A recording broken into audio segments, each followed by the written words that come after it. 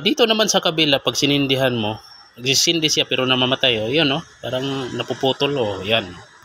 Isa ito sa mga latest model ng standard stove. Stainless body na siya. 10 years o 8 years kung hindi ako nagkakamali. Nagpapalit-palit kasi sila ng design. Before mo to siya gagamitin, dapat tanggalin mo yung plastic sa kanyang body para hindi dumikit. Once kasi na nainit na yan at dumikit yung plastic, mahirapan ka na pagtanggal.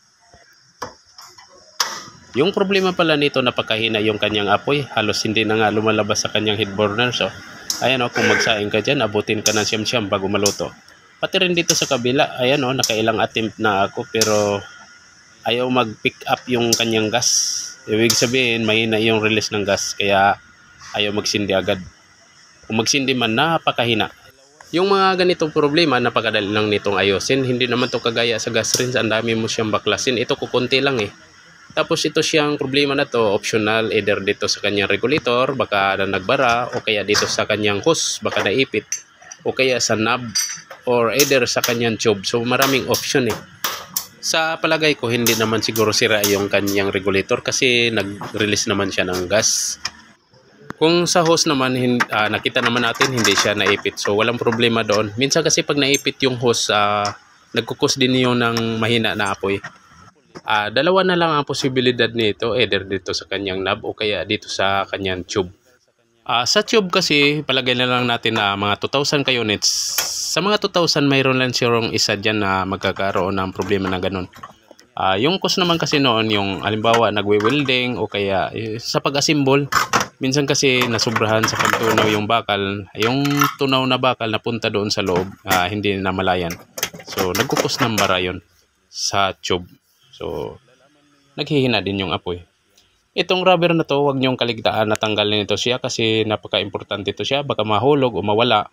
So, pag hindi niyo nabalik, nagkaroon ng problema yung unit natin. So, huwag niyong walain yun. Importante yun. So, dito tayo ngayon sa ating knob. So, baklasin natin. Sa knob, alam mo yung mga nag-i-stack up na mga knob natin? Hindi na yan maiwasan. Mayroon talagang mag-stack up. So, dito na rin yun inaayos. Parang ipapackage ko na lang din yun. Ang problema lang sa stove pag medyo luma na, mahirapan ka talaga pagbaklas. So gamitan mo siya ng WD-40, yung anti-rust. Isprayhan mo muna siya bago mo siya tanggalin, baklasin. So pag stack up yung knob mo, dito lang yun inaayos. So ito, tanggalin mo to siya, dandahanin mo kasi may spring to sa loob, baka tumalbog, magka-problema yung unit natin. Dito sa kanyang takip, ito, nakita niyo yan, yung puti na yan. Yun yung pinaka-lock, yun yung nagpapaikot sa gas valve natin. So, wag niyong walain yan, baka mawala. Hindi uiikot yung knob natin. Pag inikot mo yung knob, diretso na lang siya. Hindi na siya gumana. Tapos ito naman siya, ito yung nagpapa-spark. Ito to. Ito yung nagpa-spark sa igniter natin, ito. Huwag mo siyang baliktarin. Dapat itong naka-oscillator, laging nasa labas yan. Kasi pag nabaliktad mo siya, hindi rin gagana. Dapat nakaganon yung posisyon niya. Ito, halimbawa pag stack up yung knob mo, dito rin yan inaayos ito. Tanggalin mo tong bronze na to kasi pag medyo matagal na yung unit natin, nag-i-sticky yung mga grasa dito sa loob kaya hirap na siya ipaikutin.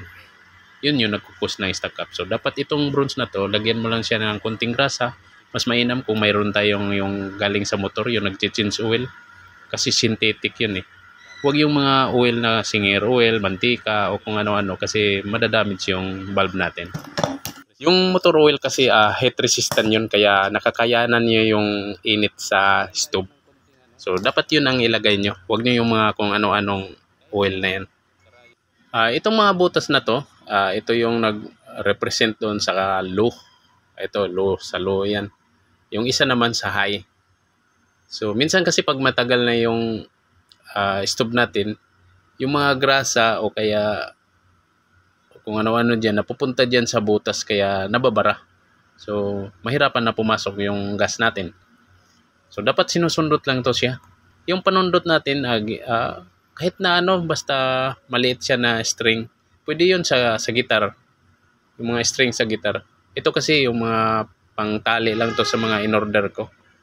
Meron yung mga parang itim. So, yun yung ginagamit ko dito sa pampansundot. So kahit ano basta masundot lang yung butas niya. Pwede yung mga spring na maliliit, pwede yan dito.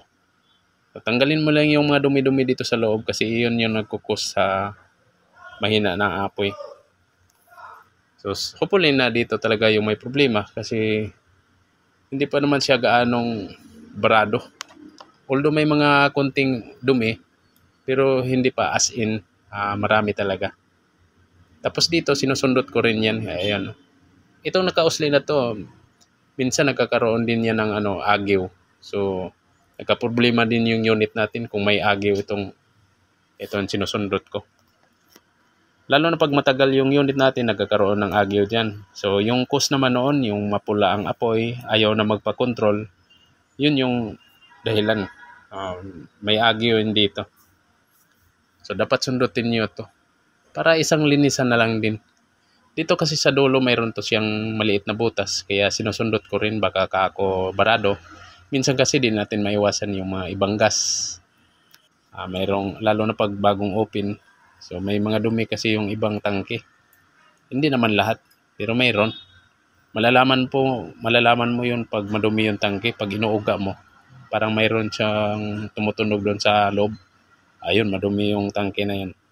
So minsan napasama kasi yung mga dumi-dumi dito. Kaya nababara din. Dahil sa lakas ng pressure ng hangin. O napasama yung mga maliliit na dumi. Kaya sinusundot ko na rin para isa lang yung ayusan natin. So habang hinihipan ko to siya, lumusot naman yung hangin. So siguro okay na to siya. Pwede na natin to ibalik yung valve niya. Sa pagbalik ng valve, dapat maingat ka sa pagbalik. Baka kasi magkakamali ka. So hindi gagana yung unit natin. Dapat itong hiwa na to, ito.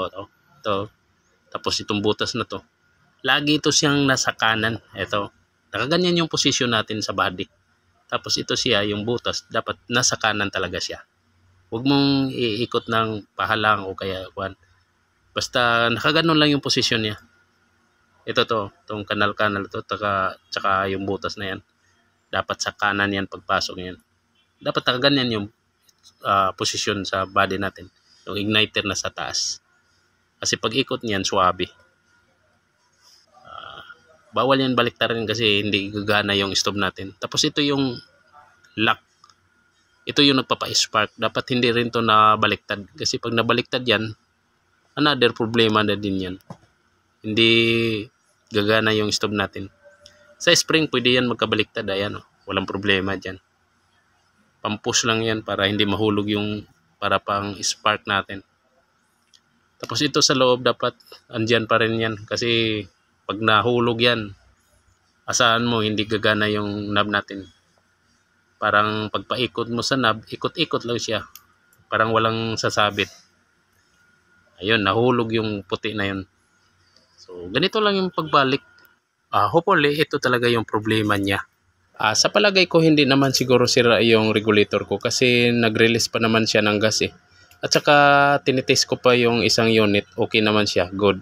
So, garantisadong okay ito yung regulator ko. Ito lang muna yung isang knob ang tinicheck ko para malaman natin kung sira ba talaga to. Kung sira naman, yung isa naman ang gagawin natin. So ito lang muna para may idea tayo. Step by step ba, mahirap naman yung pagsabayin ko agad yung knob linisin tapos hindi pala ito ang sira. So ito iti-test muna natin kung gumana ba. So functional siya, ibig sabihin tama yung pagkakabit natin. Tama yung pagbalik natin. Malalaman mo siya pag hindi okay kasi pag test mo, parang may nakaharang. Itong rubber na to, huwag mong kaligtaan na ikabit. Baka kasi malimutan mo. Magkakaroon ng leaking yung unit natin. So, delikado. Napaka-importante yun sa unit, yung rubber. Kasi mahirap yung kasi magkaroon lang siya ng konting leaking. Boom! Sabog yung bahay mo. So, dapat ikabit mo yun. Sa pagbalik naman nito, napakadali lang. Sinasalpak lang yan. May mga guide na kasi ito. Ito, mayroong butas dito, dalawa. Pasok mo lang yan dyan. Pag napasok mo na, sabay pihitin mo yung dulo para mag-lock. Ito yung mga head burner ng latest. Medyo manipis nga lang siya. Hindi kagaya noong una na mga medyo makapal. Parang ini-improvise nila pero manipis. So, ititest na natin kung gumana ba yung ginawa natin. Nako. Ayan mga idol, nakita nyo. Nilinisan ko na yung knob niya pero yung apoy niya, kung ano yung pag-test ko before, ganun pa rin siya. So, ibig sabihin, hindi sira yung knob natin. Yun. Kasi ganun pa rin eh. So, ang gagawin natin, baklas na naman tayo uli. Kasi hindi nga pala dito yung problema. So, ngayon, yung option natin, isa na lang. Yung tube. Kasi wala namang iba eh. Pag hindi pa rin gumana sa tube, mag-resign ako mga idol sa pagre-repair. Ayan, kasi hindi ko naayos. Yun na lang naman talaga ang last option eh. Sa regulator, okay naman. Sa knob, okay. So, ito na lang yung tube. Sa tube kasi, sabihin na natin mga 200 units. 200 units. Sa 200 na yan, mayroon talagang isang hindi maganda yan. Yung sinasabing factory defect. Yun yung mga idol. Mayroon talagang ganun. Hindi natin maiwasan. Walang perfecto eh. So dito, inihipan ko. Mayroon siyang release. Kunting-kunti lang talaga yung hangin. So ibig sabihin, dito yung may problema sa kanyang tube. Minsan kasi pag-assemble mga idol, yung dito sa may T, nasubrahan ng pag-welding, yung natutunaw na bakal na pupunta dito sa loob, ay hindi naman natin makita sa loob eh. Wala tayong pang-kuan dyan para makita yung loob. So, napupunta dyan. Ayan o, mahina talaga. Pero dito sa gilid, ito, hipan natin. Ayan, mayroon talaga si idol. Pero dito sa gitna, wala. Ayan o, may lumabas, kunting-kunti lang. So, ibig sabihin, dito yung may problema. Wala pala doon sa mga inaayos na natin dito sa nauna. So, at least, yung nauna kong inayos, may idea din kayo. Halimbawa, nag-stack up yung knob. So, alam nyo niya kung paano ayusin. Doon lang yun sa knob. Dito sa may tin na to. Mayroon siyang bakal, siguro sa pag-welding o kaya sa pag-acetylen. Ayan o, mayroon na siya. So, dito yung idol. Nabara. May bakal na napasok doon sa tube. Siguro sa pag-assemble.